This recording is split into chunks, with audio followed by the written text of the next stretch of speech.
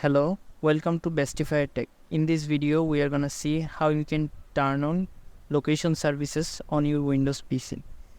First, go to Settings app by pressing Windows plus I button.